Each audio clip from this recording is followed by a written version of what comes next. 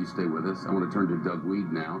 He's a presidential historian, former special assistant to President Bush 41, and was close with the Reagans for decades on end. Mr. Wead, thank you.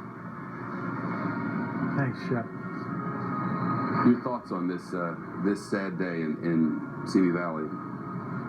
I just have to say what an exquisite piece of journalism Fox News has done over the last few days in covering this passing of Nancy Reagan. It's just been absolutely superb for the nation and for history. Shep, I was touched by the last words of the ceremony when Ron Reagan Jr. said they will forever be in each other's arms, and then he added almost wistfully, only in each other's arms. And I could just feel him as a son wishing he could be there too. But this is the great gift that the Reagans as a couple gave to their children and to their family, is their love for each other. A lot of married couples don't give that to their children when they pass on. So I think that was a great gift for Ron and for Patty.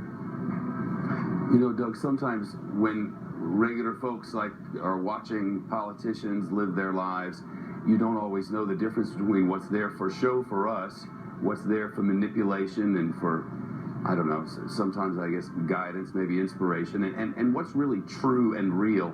It seems of the things I can remember over the past few decades of politicians, this love affair is something that was, without question, very, very real.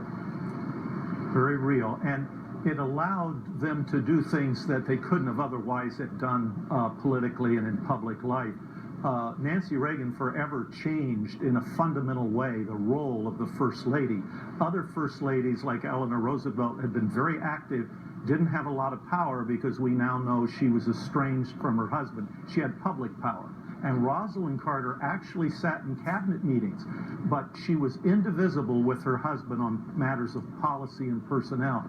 So what Nancy Reagan did is, by becoming the enforcer, it allowed Ronald Reagan to keep a relationship with a staffer that was being moved out over politics or loyalty or incompetence.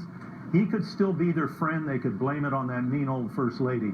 And secondly, on policy, she was the first, for the first time, a First Lady would leak stories to the media and disagree with her own husband. And that allowed the Reagans to expand their political base beyond their own ideological base. If the president allowed that of his chief of staff or anyone else, he would have been seen as weak. But because he defended his wife, he was seen as loyal. And they were lovebirds, and that's how they got away with it. Frank and Claire Underwood couldn't pull that off. Thank you, Doug.